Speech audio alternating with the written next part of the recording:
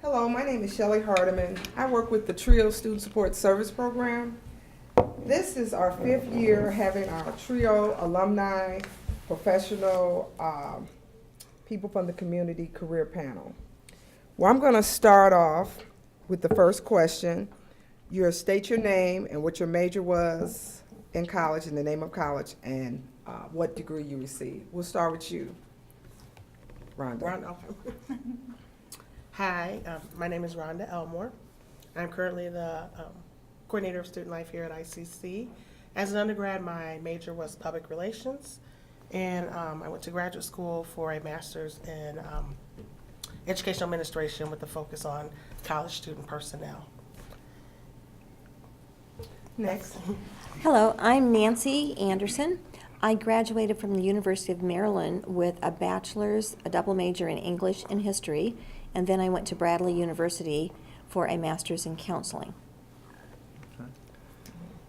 Good afternoon, happy people. My name is Dr. Ralph Frederick Murphy II. I attended the University of Toledo with an undergrad and a bachelor's of criminal justice, Lourdes University, a master's degree in organizational leadership, and a doctorate degree in education specializing in community college leadership from National American University. Thank you. And I'm Stephanie Farquer. My major was business administration with a management degree. I attained that from Manchester College, which is now Manchester University in North Manchester, Indiana. And yeah, Okay. you guys are way ahead of me on that. Right on time. On the panel, if not, we'll pass this question. Did anyone attend a community college first before going to a 4-year? I did. Okay. I actually attended 2 community colleges. I started out my education in Greenville, Illinois, and Greenville College is a private university in town, but because I was a local student, I qualified for the Kaskaskia Community College type that I could go to the private school and pay the in-district tuition rate. So I did that for 1 year, and then I got married and we moved to Maryland, and then I went to Anne Arundel Community College and finished my last year of community college. Okay. Next, if you started at a 4-year college or institution, discuss what you feel your experience was at the 4-year. I guess I'll go first. My experience at a 4-year institution was classes were large, very large. I had some lecture halls that had 200 plus people in the class. Also, I graduated from Washington High School here in Washington, Illinois. And I was an honor society, honor roll student.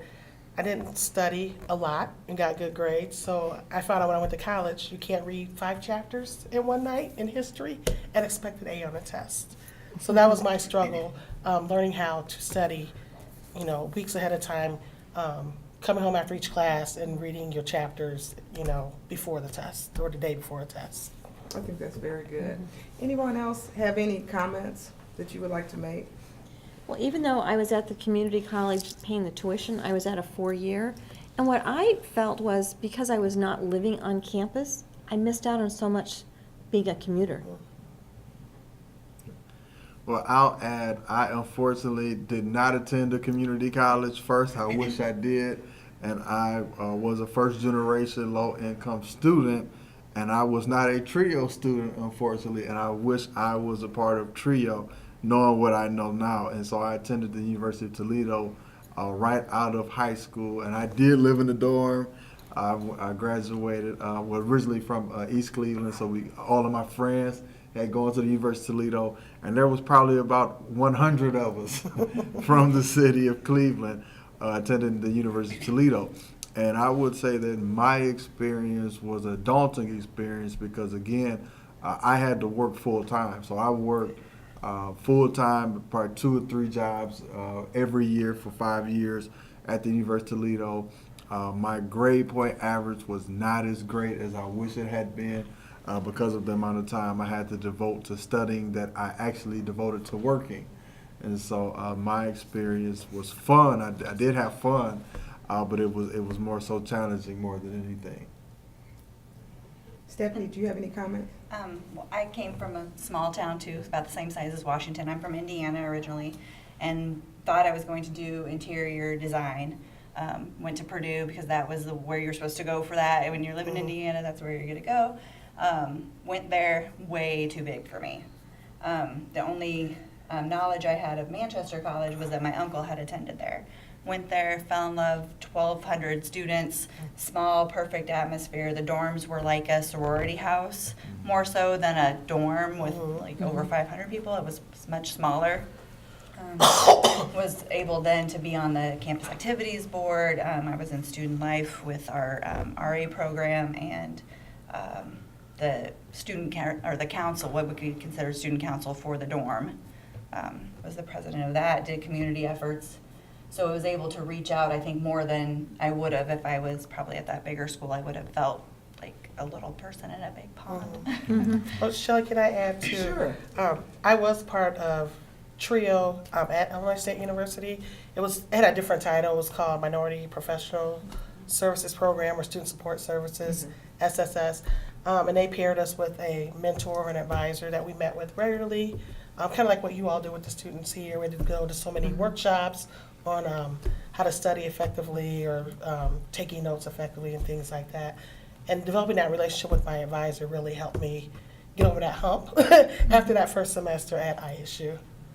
So it's a great program, so yeah. Anyone else have any other comments? I just add, because my college experience was it was very challenging. I did find a mentor, and so just to add to the mentor piece, I did find a mentor. As much time as I wish I was on campus, I wasn't, but I did find time to join a fraternity.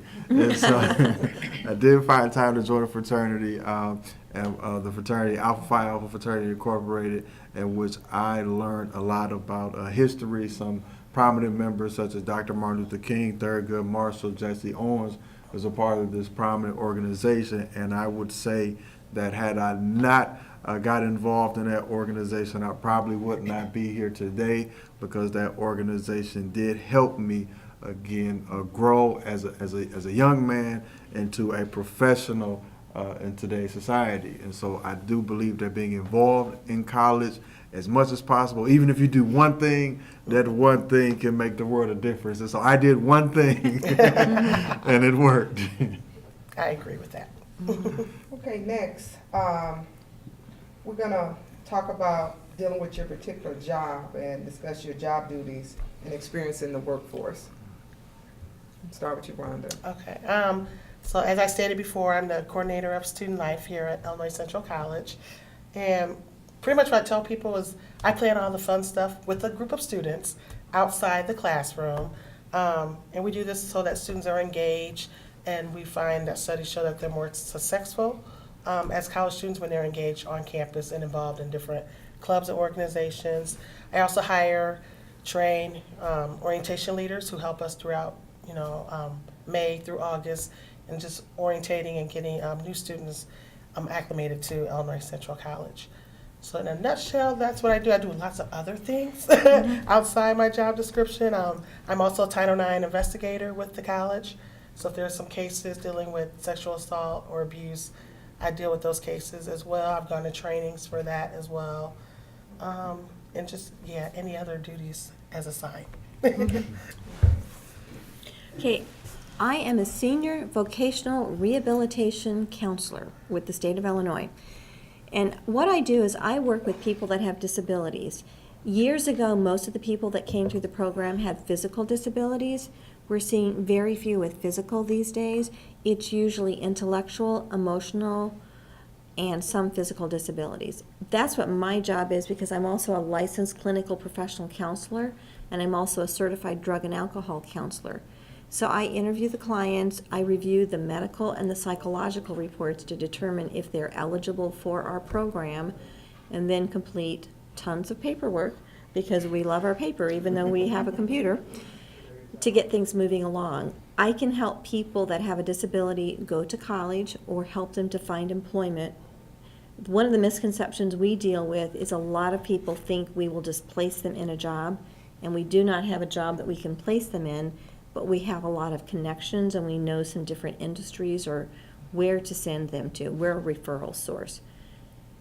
We can also help with assistive technology.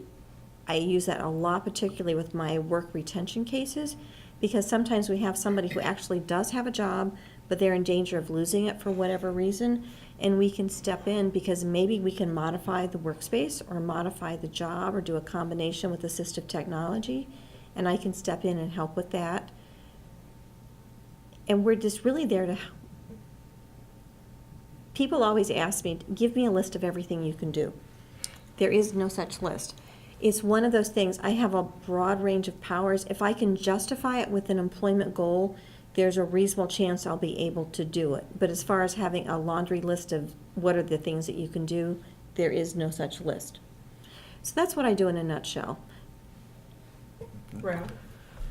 So I am currently a full-time business faculty member here at Illinois Central College, and my day-to-day is teaching students how to become entrepreneurs, how to start their own business, and then also doing some research on how our current businesses are either successful or they're failing.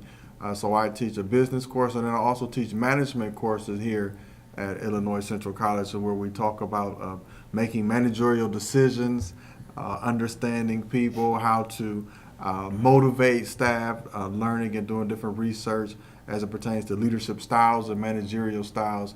And so that is my day-to-day here at Illinois Central College. Stephanie? And I am the event coordinator for Illinois Central College. I don't know even how to explain what my daily job duties are. They change from, I can come in the morning and say that I'm going to do this, this, and this, and by the phone calls and the emails when I get in, that totally changes track. Most of it's processing events such as this event right here, all the resources that you might need to host your event on campus, whether that's catering, AV services, the setup, signage. If you need campus police, that's also part of it. Making sure you're in the right space for the event that you want to host is always a consideration.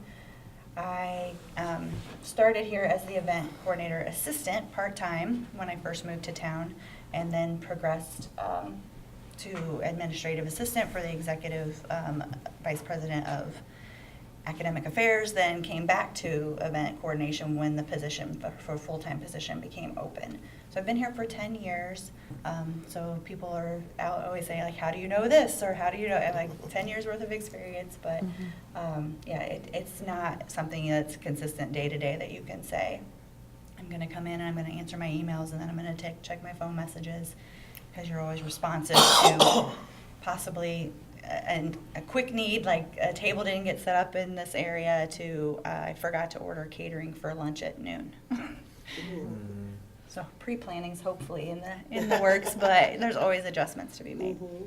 Next would be, describe the culture of your organization and the relationship among colleagues and the value system. And the reason why I think that question is so important, we have a lot of students who go to school, you know, they learn, they take the gen ed, they learn the particular curriculum. But a lot of times when they get into the workforce, they don't understand, depending on where you work, there's a certain culture. That even comes with your dress code. Certain places, you watch and see pretty much where you work. Short story, a young man was a probation officer, and he was dressing like he was going to the nightclub. And they kept saying something to him, and he felt like, I should be able to wear what I want to wear. No. He was really sparkling. You know, he had like a powder blue suit. You know, I'm just saying, think about probation officer. That's just standing out a little too much. Not saying you couldn't wear a suit, but normally you would dress down just a little bit. You know, you could have business casual. You could even have a shirt and tie.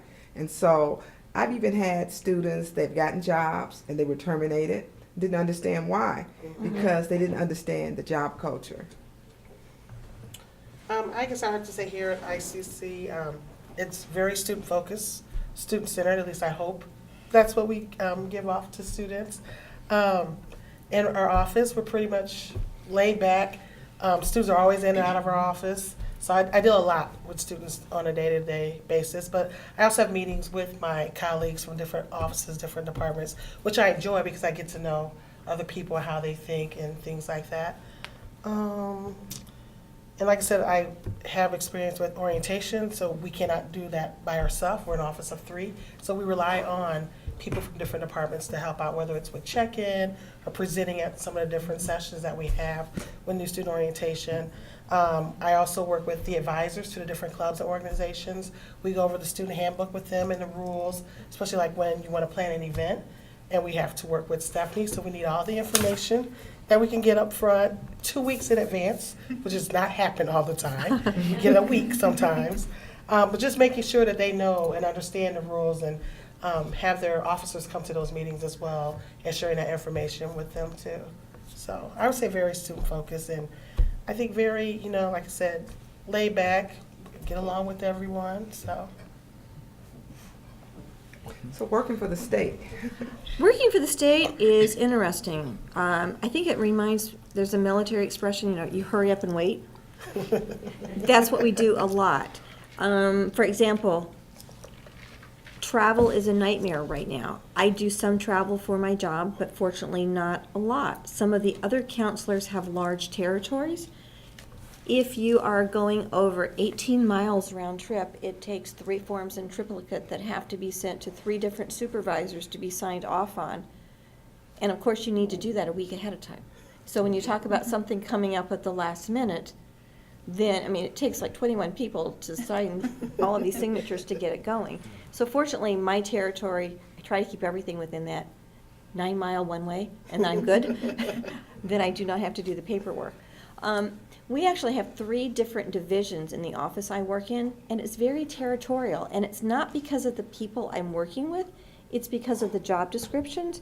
Even though somebody may have the same job title that I have, only they're in a different agency, I can't help them out, and vice versa, they can't help me out because we're not given access, even though we have the same qualifications and the same job title. So it's very frustrating when you see somebody everybody's on vacation, there's one poor person, and you're not even allowed to help because everything's on the computer, and it's just very territorial. I can't access theirs, and they cannot access mine, even though I could take a phone call, make a case note, and take care of all of those emails and things. So that's part of the relationship. And I've only worked for the government about 8 years. So I started with Governor Quinn, and then we had Governor Rauner, and now we have Pritzker. And the philosophy seems to change every time there's a new administration. For example, with Rauner, we've had no hiring to go on. So in one division in my office, we used to have 5 counselors, and we're down to 1. Now we're expecting it to change with the new governor because there really was very little hiring that happened in the last 4 years, and now there's a definite need and things are going to happen. But is that hurry up and wait? For example, one of the girls in our office is a secretary in another division, and she just transferred to another office, which is great because you have that internal mobility that you can be promoted, you can move around, except we have to hold her job for 4 months in case she decides that she doesn't like her new job, so she can come back to her old job. So that means whoever is left, they have to pick up that slack. If after the end of 4 months that she decides she likes the new job, then they have permission to hire. But first they have to post the job. And that could take 2 weeks or it could take 2 years. And then they go through the interview process. So, and then other times we've seen it that somebody will transfer and 2 days later the job's posted. So it's like hurry up and wait. We don't know when we're getting new people and when we're not. So it's feast or famine that we either have too many people or not enough people. So that's kind of the culture right now. It does have a lot of stability, but right now we're in that ebb and flow that we just don't have enough people. Mm-hmm. Ralph, you have anything? Yes, I added from ICC from a teaching perspective. So as a full-time faculty, the faculty here are devoted to developing the minds of young scholars. And so I would venture to say that as I collaborate with the different faculty members here at ICC. I've been here a little under a year, and so far I would say that the camaraderie amongst the faculty as it pertains to advancing student success is very high. For instance, I was asked to come in as a guest lecturer for an English class to talk about my experiences in urban education, being from an urban school district, and what that looks like to a predominantly white school district from a African American student perspective. I would also venture to say that as I participate in different faculty professional development seminars, that we tend to share a lot of commonalities as it pertains to teaching methods, our admiration for student success, and how we would like to see our students all become millionaires at some point. And so I like that part of the teaching aspect here at ICC, and I look forward to being here for quite a while. I would like for you to mention when you worked at the other university, because you worked with a TRIO program. Yes. With student retention. Yes. I would, again, share my experience. So I've been a part of different TRIO programs, not as a student, but as a professional. And so the TRIO programs across the state, across the country. So I've been in Ohio, Oregon, and now Illinois. And I would venture to say that the TRIO programs all again have that same commonality. The TRIO programs are looking to advance student success. They are looking to provide students, low-income, first-generation students of different diverse backgrounds, with the tools, with the resources that you all need to be successful. And so one of the things that I was a part of was first-generation TRIO Day, and where we brought in first-generation scholars like myself or professionals in the community to come and talk about their experiences going through the ranks and into the professions. And one of my good friends in Oregon was a dentist. And so his pathway going to being a dentist from being in a rural community, living on a farm, was something that TRIO again presented to the students at that institution, and now here participating in Career Day is a big deal as well. Okay, Stephanie, do you have any comments? Since I work at ICC too, our situations are kind of the same as far as working together. We're interdepartmental a lot of times, very much so on committees. They are dispersed between faculty and staff. So when we're looking at initiatives across the college, it's not just one department working on that. It is broad-based, dependent upon each other for communication. We're very, I feel like family-oriented. We know about each other's lives outside of the college, and we're supportive of each other if we need to be so. Right now, event coordination, it falls under the marketing department. Marketing is teaching, but marketing the college, student enrollment is our main focus to try to get more students to come to campus. So everything that we're doing event-wise, this situation is how that experience works for those students. How do we, then you would take that experience and say to your friends or your family that ICC is a great experience and you should come here too. So we're looking at that in all avenues across the college, not just in one central department. Rhonda, how many hours a week do you work? I know you work kind of sometimes evenings and some It weekends. varies, yes. Typically, I'm scheduled 8 a.m. to 4:30 p.m. But there are some nights, like I think 2 weeks ago, we supported the men's and women's basketball team. We call it the Cougar Pride Games. And so CAB, which is the club that I advise, we did the halftime competitions for both of those basketball games. So technically I worked till about 8:30, 9 o'clock that night. When we have new student orientation, sometimes we have them on Saturdays during the day between 10 and 1. They can be at night, so sometimes I could be here at 8 in the morning, so about 7 o'clock p.m. It's not every day. It's not every single week. I know ahead of time, it's already scheduled, and I just work around it. And sometimes, I could come in late the next day or leave early on a Friday or something like that. So it works out.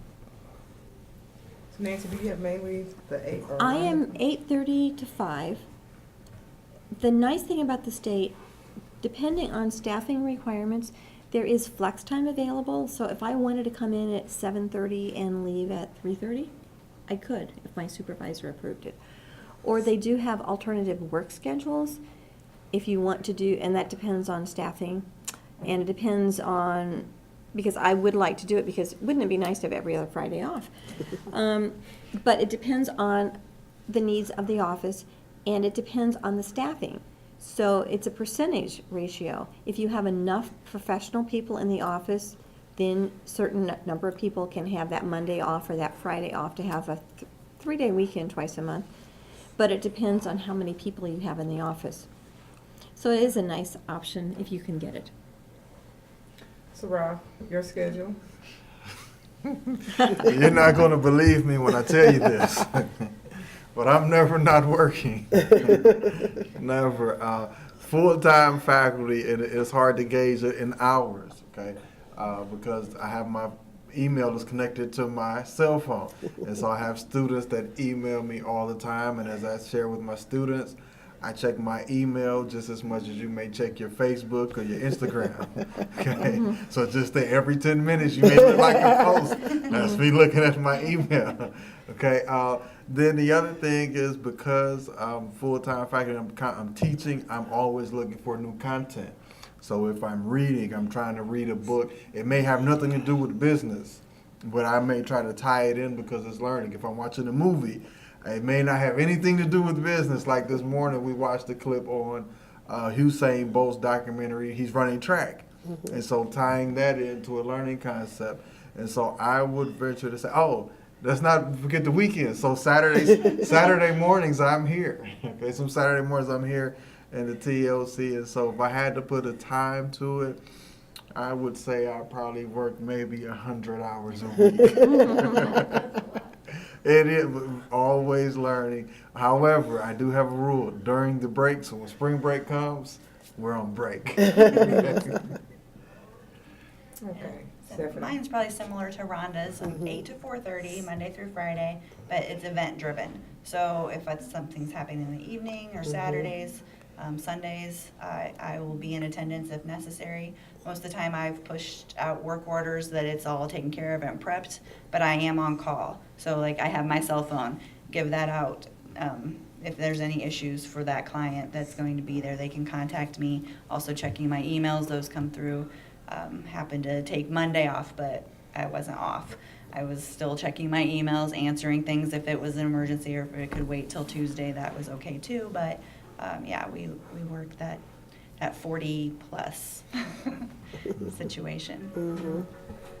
Excuse me. I thought that was really important because sometimes in the interview, and sometimes a lot of employers, they're looking for people to be flexible. And sometimes people, they want 8 to 4:30, that's it, no evenings, no weekends. But in today's workforce, you have to be pretty open. That's just like this Saturday is trio days. So my day is going to start, because I got to pick up a few, it's going to start early. The Saturday college visits. We haven't had that many overnights, but we used to have a lot of overnights. That student leadership conference at Southern, that'll be Friday to Sunday. I have in June to go to a financial aid transfer conference in Atlanta. Sounds fun, but it's one of those conferences. It's like 8 o'clock to like 5. We have homework. It's Saturday, Sunday. No, I went to one. I was like, we had homework. Wait a minute. We were in the workshop, and then we had homework. And then we had like working lunch and working breakfast. And I'm like, I need a little break here. But I'm just saying, they really try to get a lot of information in. So Atlanta, I will probably see the hotel, the airport to the hotel. Yeah. I wanted to add, I do take students to a couple conferences. So NACA, which is the National Association for Campus Activities. So students who are CAB, I take them usually to Covington, Kentucky, or we go to Grand Rapids, Michigan. So I have to drive those 5+ hours, and we leave about 7 or 8 o'clock in the morning. Conference usually starts about 2 in the afternoon, and we go Thursday through Sunday. And it's like a big party, because you do ed sessions in the morning, and then you watch all these showcases of hypnotists, musicians, and I mean, it literally goes from 8 a.m. to midnight. I am dead tired. Thursday through Sunday. I mean, it's Saturday night, but Sunday, I got to get up and drive back 5 hours. And then I take orientation leaders to a regional conference. It's in Iowa this year. And that one's more probably 8 to 5. But you're right. You stay in a hotel. You're in a convention in a hotel. You really don't get to see the cities or explore the cities. It's work and it's fun too. So yeah. Well, as far as travel with me, as far as I usually go is Springfield a couple of times a year because we'll have some sort of a rehabilitation conference that we need to go down, or Bloomington. So typically you get up early and drive, but maybe 3-4 times a year max, besides just my local Peoria driving. I travel for my business, so I'm also an entrepreneur and I'm an author. And so I recently traveled to Winona State University as a keynote speaker for Martin Luther King Day. I'll be traveling to Virginia for male student conferences. And so in that regard, I'll travel, but outside of teaching here in Peoria, nope, don't have to do it. Yeah, mine's East Peoria campus, maybe one of the area hotels, but I'm not outside the Peoria area. So travel-wise, not so much. Okay. What is the best career path for students to gain employment, like here at ICC, to do something similar to what you're doing? I guess I found out as an undergrad that I wanted to work in higher ed. I got my first job as a student worker in the president's office, and then I worked in the admissions office for Illinois State University. So I gave tours, I helped process applications for students applying to graduate school, and I was like, I want to work for a college. I didn't know that there was an actual program in graduate school that you take classes, get your degree, and you come work for a college. So you do need a master's. Like I said, it's in educational administration or college student personnel. It's offered across the United States, so you can go anywhere. Depends on what you want to do. I've worked for a small private all-women's college in Notre Dame, Indiana. I've worked at a private college in Normal, Illinois. I've worked for Illinois State University, and this is my first 2-year community college. And programming is different on all those different institutions. Here, most of our programming is during the day because you are commuter students. When I worked at St. Mary's College in Indiana, it's residential, so a lot of my programming was at night for the students. I chaperone dances till 2 in the morning on a Saturday. So it just varies in what you want to do. So different environments at all the different types of institutions. So you just have to find a fit for you. If you want my job at state employment, you do need a master's degree. Even though I work for the state, we are actually mostly federally funded. About 93% of our funds come from the federal government, and they actually write the job description. So right now, the way the job description is written, you need to have a master's. It has to have a core accreditation, which is no longer there because core has merged into K-CREPT, and you also have to have a CRC, a rehabilitation counselor program. So that's what you need for my job. But to work for the state, they are actually getting ready to reinvigorate a program called Upward Mobility. And one of the other counselors I work with, she came to work with a bachelor's degree in social services, and the state paid for her to get her master's. So they're talking about starting that program again, but you have to be employed, get accepted into that program, and then they'll give you a little bit of time off and help pay for your college to get your master's. To teach at the college level, so here at the community college or Illinois Central College, you need a master's degree or higher. And so I was fortunate to complete a doctoral degree because my ultimate goal is to become a college president or university president in the near future.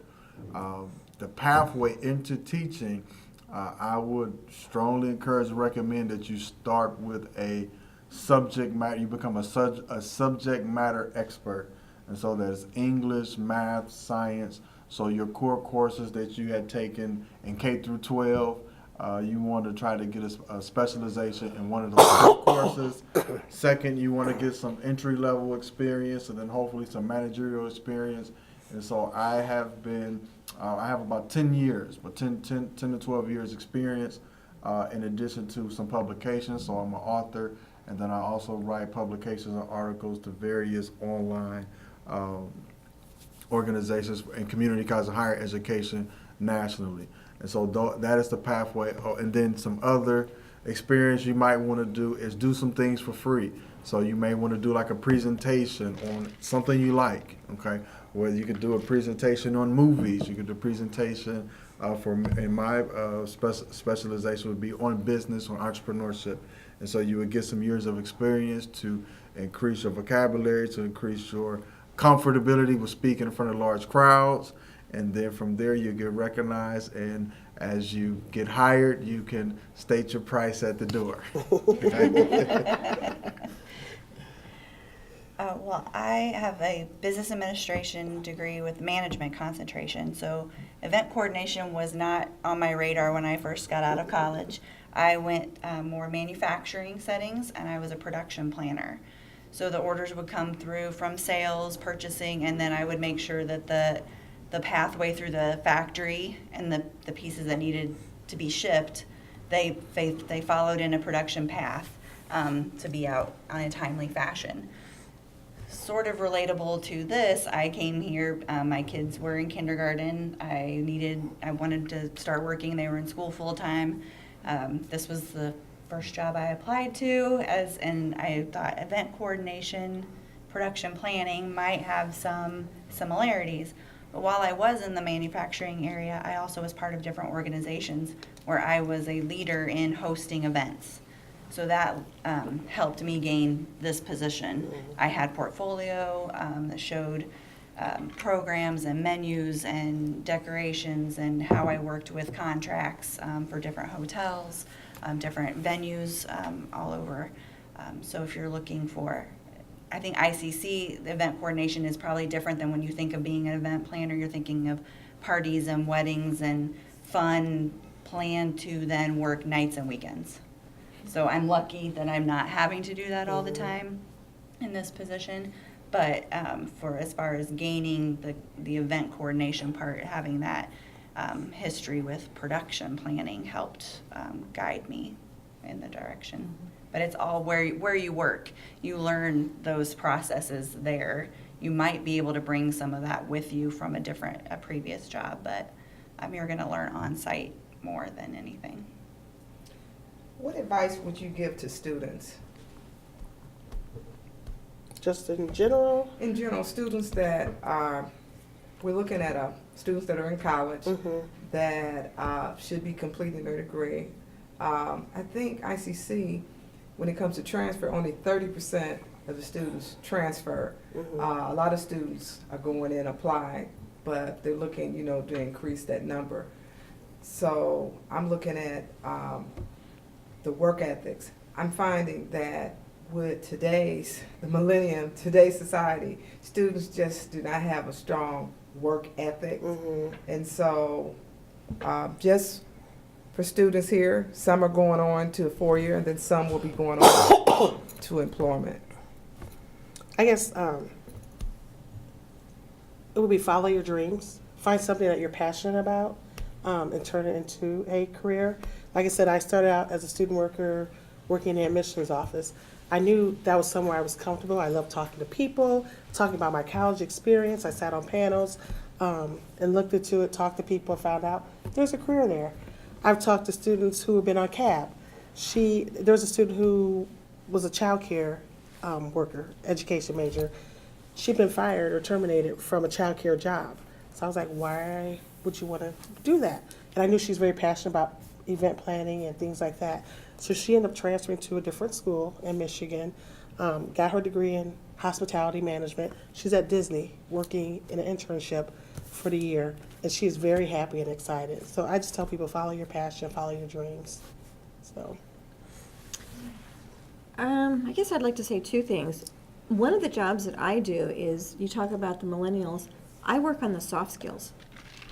I cannot tell you how many people I've had walking into my office because they're supposed to be coming to see me as if it's a job interview. And can you guess what people are wearing? I mean, they're pajama pants. Or I actually had one young man that he was low riding his pants, and I got to see the full red boxers one day. It's like, this is not appropriate to be wearing for a job interview. Make sure you have an appropriate email account. Because I had one that was like a hoochie mama girl or something. It was like, please do not put this, because most applications are electronic.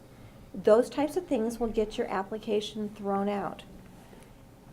Check your social media. Yep. People say, oh, it's been deleted. No, once it's been a digital footprint, if they want it hard enough, they can find it. Set up your voicemail. One of my most frustrating things is people change their phone numbers frequently, but they don't notify us, or they do not set up their voicemail. And I will sit down, because I've got a caseload of 120 people. And one of my first things I do is I go through my emails, I go through my to-do list, I start making my phone calls. I can't leave a voicemail. Then I start getting the phone calls. Hey, somebody just called me from that number. Well, I called 20 people probably in an hour. You need to give me your name. If you would have had a voicemail, I could have told you what I'm calling about. But because I'm trying to help you with employment or going to school, what type of a message does that give to your potential employer if you call them back like that? So, those are the soft skills I would recommend. And I would also say, network with people in your field, your friends and family, relatives, that type of thing.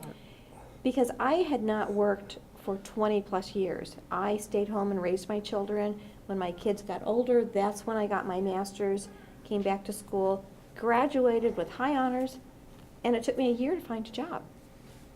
My GPA was great, my test scores were great, I had all of those things, and it happened to be that my insurance agent's wife had the same degree that I had, and I happened to mention something to her at one of our, reviewing my policies. She's like, oh, I know the personnel manager there. Next thing I know, I'm getting a phone call for my interview, because it was that connection. And I had applied there before, but nothing ever happened. But network. And people always think, oh, I don't want to take advantage. They're just giving you the opportunity with an open door. You still have to prove yourself.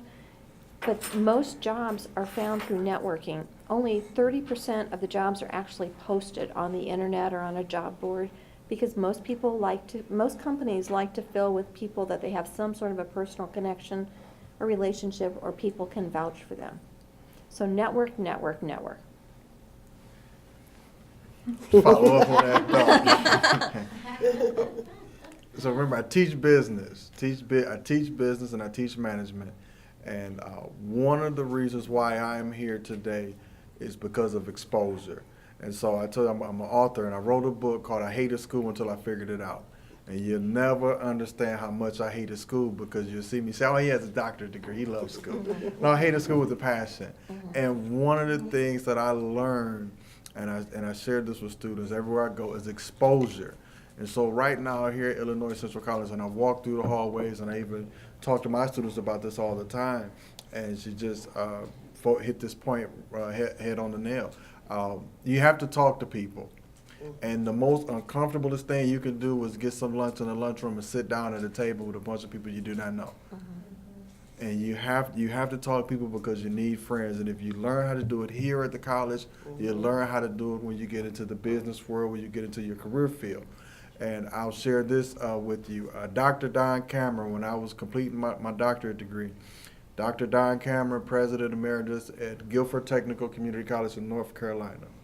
He said, you always hear the slogan or the statement, it's not about what you know, it's who you know. He says, well, I'm in a room with 25 other people getting a doctorate degree. And he said, well, people always leave out the third part. It's about who knows you. And she just gave you the example of who knows you.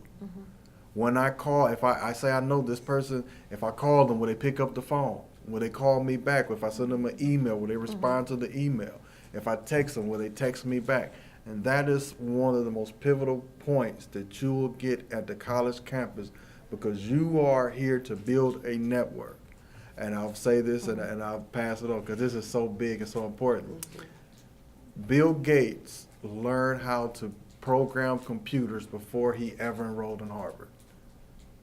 Bill Gates started programming computers in 8th grade. He did not attend Harvard to learn how to program computers, because he built Microsoft when he dropped out. He attended Harvard to build a network. He attended Harvard to extend his network. He attended Harvard for the exposure. And so while you're here at the college campus, remember exposure is key. Everything they just said. Totally agree with. And don't be afraid to ask questions.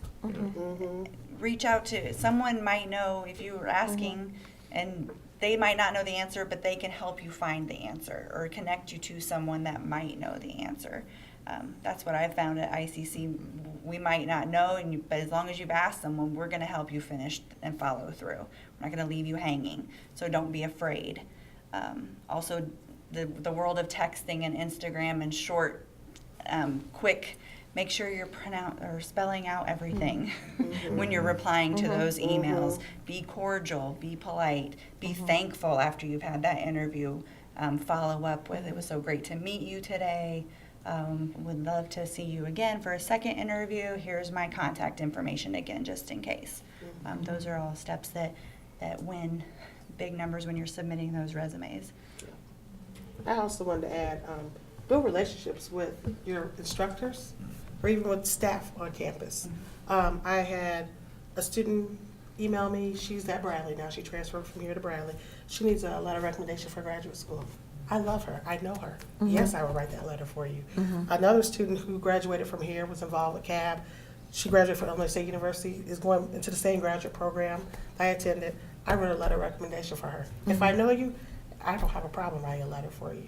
And that's where your letter is going to come from, your instructors or just administrators on campus. So go to those office hours. Talk to your instructors. They really want you to come talk to them.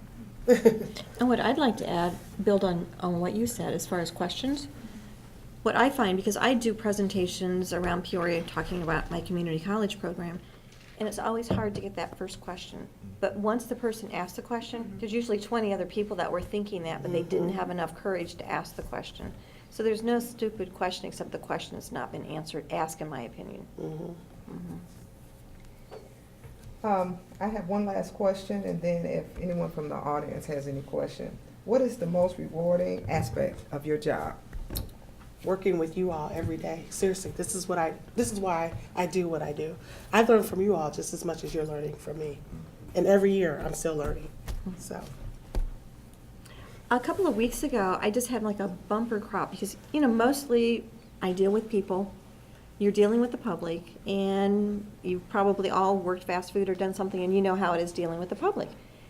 But in 1 week, I had 3 people to write letters, either to me or to my superior, complimenting on what a great job I had handled their case. And that kind of gets you through those tough days, because there are going to be tough days at work.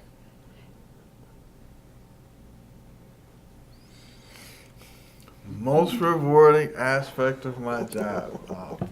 Teaching is great. I was just writing an article. Teaching is probably one of the most gratifying careers that you can have because of the reward factor is enormous. And so I would venture to say that the most rewarding part of my job is at the end of the 16 weeks, I have seen the growth in that shy student that is now the talkative student. I've seen the growth in the student that has found their voice. And we talk about asking questions because I teach the intro classes. I am a stickler on developing skills and foundational knowledge. So it's not about what you remember, but it's about what do you know at the end of the 16 weeks that when you come back, somebody can say to me, hey, my son was in your business class, or my daughter was in your management course, and this is what they learned. They learned about Bill Gates. They learned about Sam Walton. They learned about how to become an entrepreneur. Or even more, I had a student that took my business class at the end of last semester and said, hey, now I want to hire you as a consultant because I have this creation and I have this patent and I learned a lot. I want you to help me really become a millionaire. Okay. Yes, okay, I'll help you, but now it's going to cost you. And so those are the type of things that I think are most rewarding to me in my job. Stephanie? And I would say just assisting what I consider clients. So Rhonda has an event she wants to put on. She has a goal of attendance or what the students and the community is going to receive from hosting that event. Being a part of it, hearing that was pulled off, And she was happy, and the people leaving it were inspired to go out and do, good things with, or have a good day that day, because the magician was entertaining for them during lunch. And those are all, positives that I take away from. We get those connections with the community members. We're hosting an automotive summit, so automotive service dealers are coming in. They hear about our apprenticeship program, and now 5 students have an apprenticeship. Their school is getting paid for. The dealer is getting, a guaranteed worker for 2 years. When those things come together because of help, my assistance in a very small part, providing the room and the packet, just that's always a good feeling. Okay, are there any questions from anyone in the audience? You have to ask one. I kind of came a little late, so I'm not sure, I don't know what Nancy really does yet. I know you work for the government, but what kind? I had copies at of their bios. I'm a counselor. Nobody picked them up. Okay. But I'm not the traditional type of counselor. I have the traditional credentials, but I'm what they call a rehabilitation counselor, and I'm at the senior level. I help people with disabilities to either go to work or to find employment, or to go to school to eventually find employment. Okay. Well, I have these my name is Maria Taylor, and this is my second career. I had a very successful career, but now I decided to become a teacher. So I seem to build a relationship with kids that need a second chance. So I have this new kid that I know. I've known him for a few years, but he's got an incredible potential to be a great student. He's 24. But when he was, in his teen years, he got in a lot of trouble. So he came to ICC at one time, but then didn't show up for 3 other classes, so he dropped it. So he wants to come back to college. He owes $1,600. And I'm like, how can I help this kid that I know he will succeed and become a really amazing adult? Accomplish that. And I'm finding myself just not finding the right help. I know that there's places that I can tell him where to go to find that help that he needs. If it's $800 that he needs at first, how can we get those $800 so he can come back to college? We're saying, I heard in the newspaper that ICC is losing students. It's like, I'm just wondering how many of these students have the same background as this kid, which I think a lot of kids, when they're young, get in trouble. Why aren't we giving these kids a second chance? Why aren't we making it easier? So how can I, as a person that has a passion for young people, help these kids find the help they need so they can come back? Well, we always take referrals, and in fact, I even brought some referral sheets with me today. About your student, is it that they owe a bill to the school, or do they have a student loan in default? No, they owe the school. So they can't get their transcripts? Well, his transfers are not very good because he dropped. That is was when he was young, right. What I recommend for students to do like that, because we actually have to, that's part of my job, and depending on the level of education, the higher they want to go in the education, the more people have to sign off on it. But they typically need to have a C average to be accepted into our program. If they do not have it, if there's been a break, I recommend that they take, I used to teach at ICC before I went to work for the state, and I taught the careers class and I taught the college success classes. I would recommend that they take a couple of classes to show that they've got a decent GPA and then come in on that record. We'll still look at the old one, but then we can argue that things have turned around. Okay. Maria, ICC has this program called Second Chance, but guess what students in this situation have to do? you have to put some skin in the game. You have to be invested. Right. Nobody's gonna pay the $1,600. Yep. What I Yeah. suggest, because he made some mistakes, if you work at McDonald's or whatever, he needs to work, if it's $50 here, it's $60, he has to show and put some money on the bill. No program is gonna just pay the money, even though he made a mistake, but we have a lot of people that make mistakes, and they're making mistakes now, this week, next week.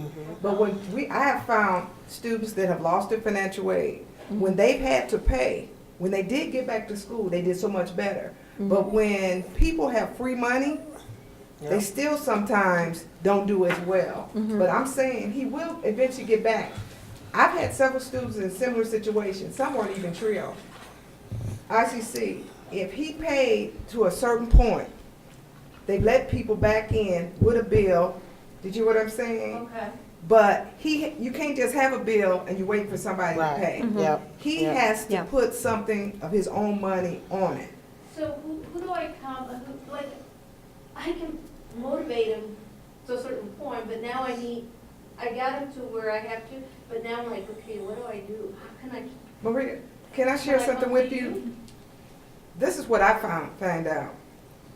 We can motivate people to a certain point. Right. He messed up. Guess what he needs to do right now? He can't go to school right now. He needs to work and he needs to make some payments. That's what he needs to do. That's showing good faith. So nobody talking to him, nobody needs to talk to him anymore. You've motivated him. He needs to make some payments. $10, $20, $30 of his own money. That's showing that he's sincere. Okay. And so it's out for talking. But like I said, they have this second chance program, well, like for 2 classes, and you get 1 chance. So what I'm saying is, right now, what is he doing? Is he working? Yeah, he's working. So since he's working, and I find people tell me I don't have, nobody's gonna have more for you than you have for yourself. So if you can't spare $20 on that bill, don't ask me for $100 on the bill. So since he's working, he can start and do something. Once he does something, there will be a program that will help him, but they have to see him doing something. It's not about talking, it's about action. Well, and like in my program, there's about 8 pieces of paper that students need to provide. Okay. I've got 4 kids. They've all got bachelor's or master's, and none of them would have qualified for this program, but if they had, I would have had those 8 pieces of paper in at 9 o'clock the next morning for a free ICC education. But I feel like I'm pulling teeth. They're like, oh, I got 4 of them. Like, it doesn't work unless all the boxes are checked off. And so that's my big frustration, because the money is there. I have got the money, but if people do not do what they need to do at their end, nothing happens. Thank you. I know that when I go and be a teacher, because I want to be in high school, those kind of things will happen. And so I consider this part of just a learning experience for me to see where you know, how much I can do and how much I can allow the kids to do. So, That's the big issue I have with our program, because, I mean, I got 2 phone calls from one family yesterday. The mom and the dad.